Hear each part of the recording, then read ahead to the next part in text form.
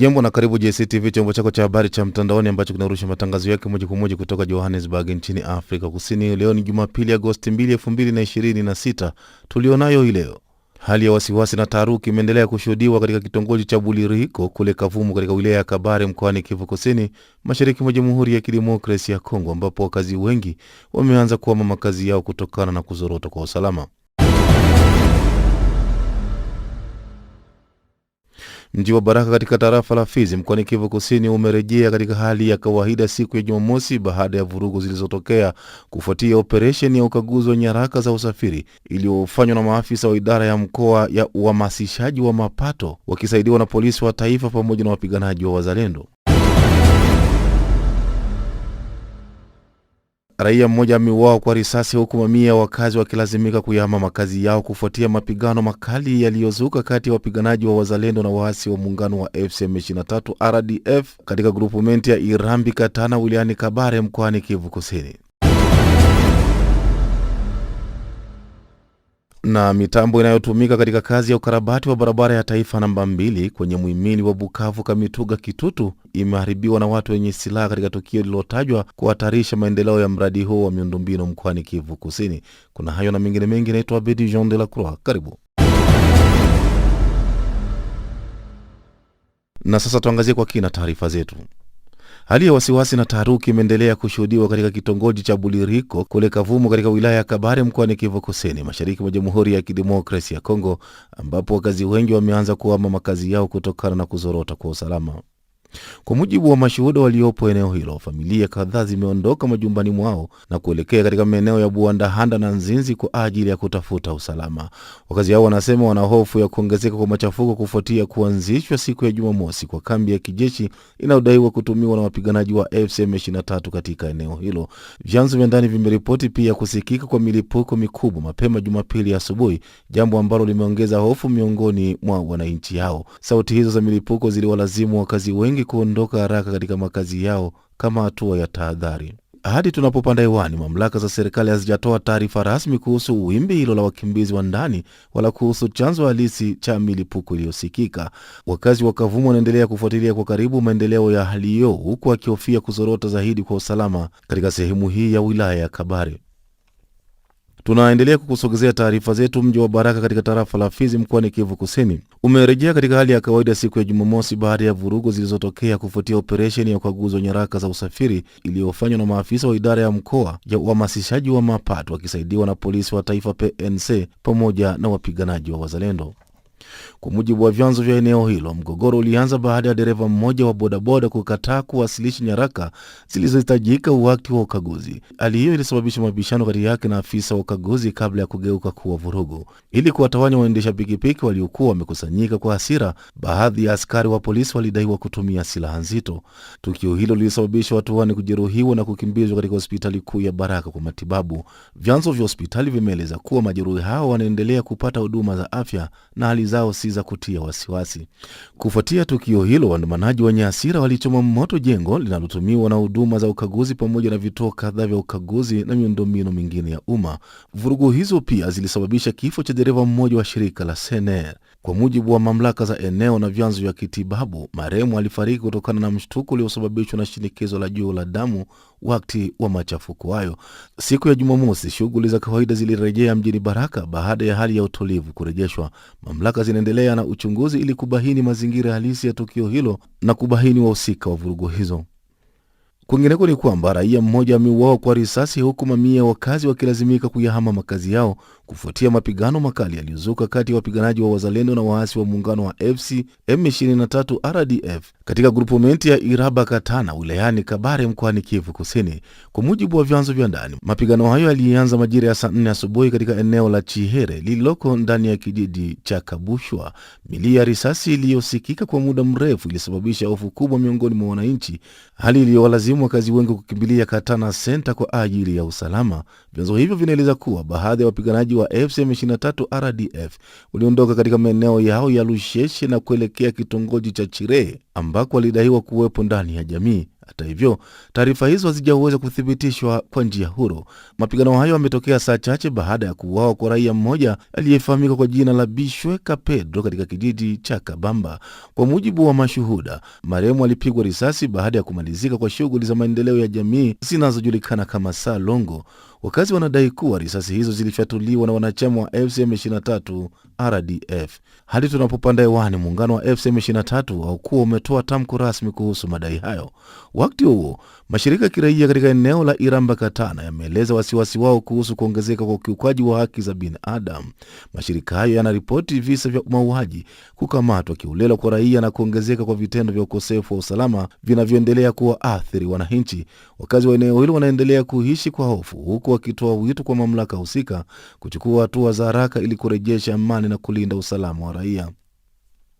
Unaendelea kupokea taarifa zetu kutoka JCTV. Tunaendelea kusonga mbele na taarifa zetu. Mitambo inayotumika katika kazi za ukarabati wa barabara ya taifa namba 2 kwenye muhimili wa Bukavu Kamituga Kitutu imeharibiwa na watu wenye silaha katika tukio lililotajwa kuhatarisha maendeleo ya mradi muhimu wa miundombinu mkoani Kivu Kusini.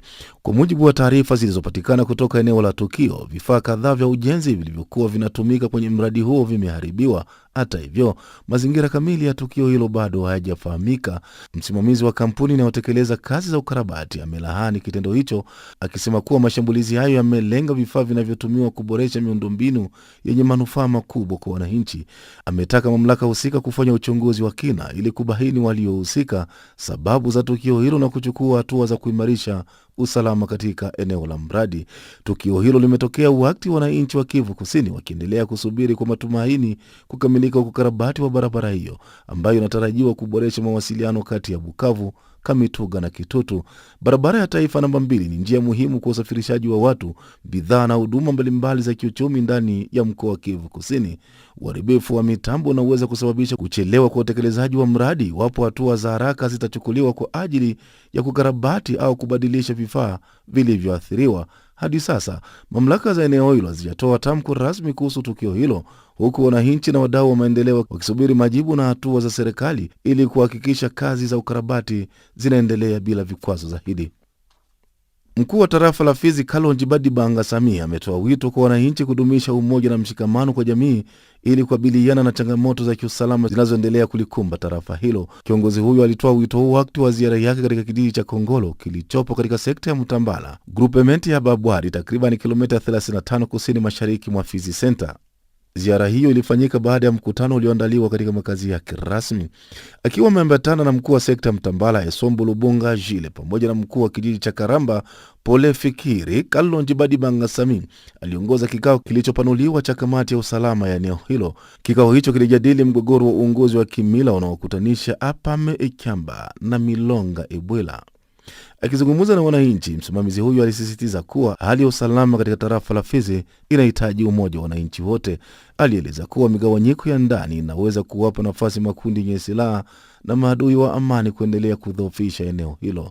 Aidha, aliwataka wahusika wa mgogoro huo kuheshimu sheria zinazohusu utawala wa maeneo na kufuata taratibu rasmi za utatuzi wa migogoro. Alieleza kuwa mamlaka yake ya kiutawala yanaishia katika ngazi ya mkuu wa kijiji na kuwashauri wahusika kuwasilisha malalamiko yao kwa tume ya utatuzi wa migogoro ya kimila ili kushughulikiwa kwa mujibu wa sheria. Mbali na masuala ya usalama na utawala wa kimila, Kalonji Badibanga Samia alitumia fursa hiyo kuhamasisha wananchi kuhusu umuhimu wa kulinda mazingira, akikemea ukataji holela wa miti, akisema kuwa vitendo hivyo vinachangia majanga ya asili yanayoathiri mara kwa mara tarafa la Fizi. Aliwahimiza wananchi kushiriki katika shughuli za upandaji miti katika misitu, shule, makanisa na maeneo mengine ya kijamii ili kuhifadhi mazingira na kulinda mustakabali wa vizazi vijavyo. Tunaendelea tu kukusogezea taarifa zetu. Shughuli za maadhimisho ya siku ya kumbukumbu ya mauaji ya kimbari dhidi ya Wakongo inayojulikana kama Genocost zimeanza rasmi Jumapili mjini Kisangani, makao makuu ya mkoa wa Chopo.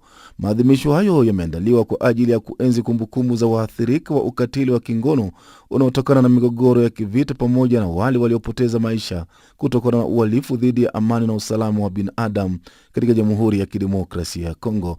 Kwa mujibu wa ratiba ya shughuli hizo, Siku imeanza kwa ibada ya pamoja inayowakutanisha viongozi wa madhehebu mbalimbali ya dini. Aidha, viongozi wa serikali na wageni waalikwa walitoa hotuba rasmi, huku manusura matukio mbalimbali ya vurugu wakitoa ushuhuda wao mbele ya umma. Walielekea kwenye nyumba ya kuhifadhi miili iliyopo katika makaburi ya vita vya siku 6 kwa ajili ya kuweka mashada ya maua kama ishara ya heshima kwa wahanga wa vita hivyo. Makaburi hayo yanakumbusha mapigano makali yaliyotokea Kisangani kati ya majeshi ya Uganda na Rwanda kuanzia tarehe 5 hadi 10 Juni mwaka 2000, mapigano yaliyosababisha vifo na uharibifu mkubwa wa mali.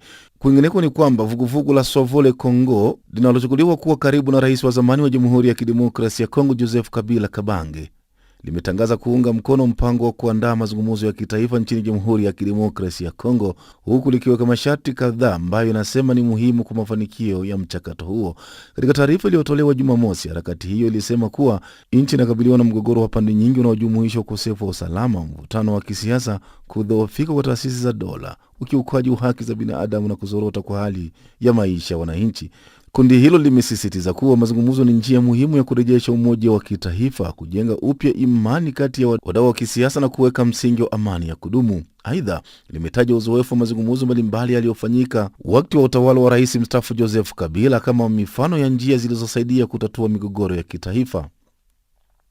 Hata hivyo, Sauve le Congo imeweka masharti saba kwa ajili ya kufanikisha mazungumzo hayo. Kati ya masharti hayo ni kuwepo kwa mpatanishi huru asiegemea upande wowote na anayekubalika kwa pande zote, kwa usaidizi wa Umoja wa Afrika na Umoja wa Mataifa. Harakati hiyo pia inataka mazungumzo ya ujumuishi kwa kuwashirikisha wadau wote bila ubaguzi yafanyika katika nchi 3 kwa ajili ya kuhakikisha usalama wa washiriki na yajadili kwa uwazi chanzo cha migogoro yote inayoikabili Jamhuri ya Kidemokrasia ya Kongo. Masharti mengine yanahusu kuheshimiwa kwa katiba, kutotekelezwa kwa mpango wote wa kubadili katiba kabla ya mazungumzo, pamoja na kuhakikisha kuwa maamuzi yatakayofikiwa yanakuwa ya lazima kutekelezwa. Kabla ya kuanza kwa mazungumzo, harakati hiyo imeomba kuchukuliwa kwa hatua za kupunguza mvutano wa kisiasa, ikiwa ni pamoja na kuachiliwa kwa wafungwa wa kisiasa, kuruhusiwa kwa wanasiasa walioko uhamishoni kurejea nchini, kuondolewa kwa vikwazo dhidi ya vyama vya upinzani na kuhakikisha upatikanaji wa haki wa vyombo vya habari vya umma. Aidha, harakati hiyo imependekeza kuundwa mfumo wa kitaifa wa kufuatilia utekelezaji wa maazimio yatakayopatikana kutokana na mazungumzo hayo. Katika msimamo wake, Sauve le Congo imeonya kuwa mazungumzo yatakayoratibiwa au kuongozwa na Rais Felix Tshisekedi au serikali yake hayataweza kupata uaminifu wa wadau wote.